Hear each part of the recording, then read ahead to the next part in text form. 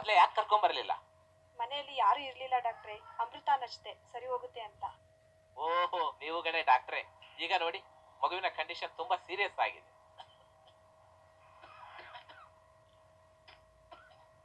ಗಾಬರಿ ಆಗಬೇಡಿ. ನಾನು ಕೊಡೋ ಔಷಧಿಯನ್ನ ಪ್ರತಿದಿನ ಮಗುವಿಗೆ ಕೊಡಿ. ಮತ್ತೆ 2 ದಿನ ಬಿಟ್ಟು ಬನ್ನಿ.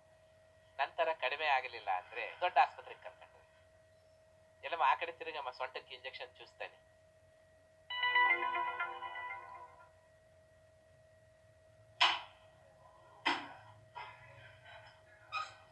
ಮಗುವಿನ ಹೆಸರೇನಮ್ಮ? ನಿಶಾ.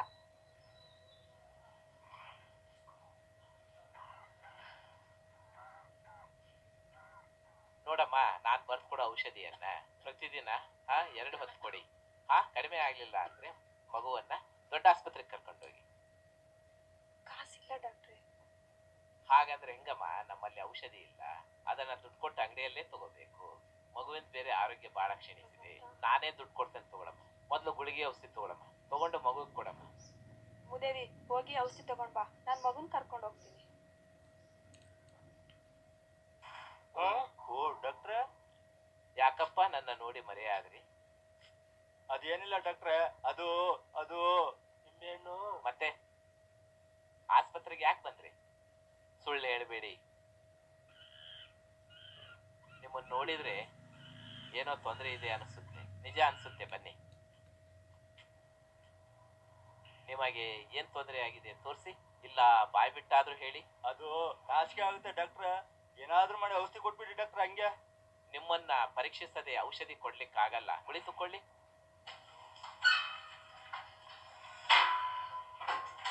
ಹಿಂಗೆಲ್ಲ ಆಗುತ್ತೆ, ಕೀವು ರಕ್ತ ಬರ್ತದೆ ಅಂತ ಗೊತ್ತಿದ್ರೆ ನಾ ಇಬ್ರು ಆ ಯಂಗ್ಸ್ಟರ್ ಹತ್ರ ಹೋಗ್ತಾನೆ ಇರಲಿಲ್ಲ ಡಾಕ್ಟ್ರೆ. ಮೊನ್ನೆ ನಾವು ಸಿಟಿಗೆ ಹೋಗಿದ್ವಿ, ಒಬ್ಳು ಹೆಂಗಸ ಹತ್ರ ಹೋಗಿದ್ವಿ ಡಾಕ್ಟ್ರೆ. ಅವತ್ತಿಂದ ಇಬ್ಬರಿಗೂ ಒಂದೇ ತರ ರೋಗ ಆಗ್ಬಿಡಿ ಡಾಕ್ಟ್ರೆ. ಸುರಕ್ಷಿತ ಲೈಂಗಿಕ ಕ್ರಿಯೆಗೆ ನಿರೋಧ ಬಳಸಿ ಅಂತ ಹೇಳಿ ಸರ್ಕಾರ ಹಳ್ಳಿಗಳಿಗೂ ಬೋರ್ಡ್ ಹಾಕಿದೆ. ನಿಮಗ್ ಗೊತ್ತಾಗ್ಲಿಲ್ವಾ?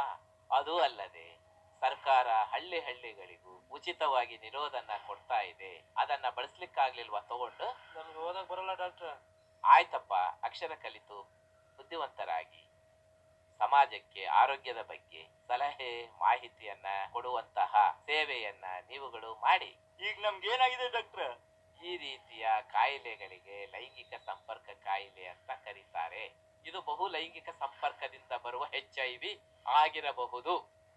ಮುಂದೆ ಏಡ್ಸ್ ಸಹ ಆಗಬಹುದು. ಗಾಬರಿ ಆಗಬೇಡಿ. ನಿಮ್ಮ ಹಾಗೆ ಕಂಡ ಹೆಂಗಸರ ಬಳಿ ನಿರೋಧ ಬಳಸದೆ ಲೈಂಗಿಕ ಸಂಪರ್ಕವನ್ನ ಹೊಂದುವುದರಿಂದ ಈ ಕಾಯಿಲೆ ಬರುತ್ತದೆ. ಏಡ್ಸ್ ಬರೀ ಹೆಂಗಸರಿಂದ ಬರ್ತದೆ ಡಾಕ್ಟ್ರೆ? ಇದು ಸಂಸ್ಕರಿಸದ ಸೂಜಿ ಮತ್ತು ಸಿರಂಜಿನಿಂದ ಅಸುರಕ್ಷಿತ ರಕ್ತದಾನ ಪಡೆಯುವುದರಿಂದ, ಲೈಂಗಿಕ ಸಂಪರ್ಕದಿಂದ ಮತ್ತು ತಾಯಿಯಿಂದ ಮಗುವಿಗೆ ಬರುತ್ತದೆ. ಡಾಕ್ಟ್ರೆ, ಇನ್ನು ಮುಂದೆ ಹೆಂಗಸ ಹೋಗಕ್ ಮೊದ್ಲು ನಿರೋಧ ತಗೊಂಡ್ ಹೋಗ್ತೀವಿ ಡಾಕ್ಟ್ರೆ.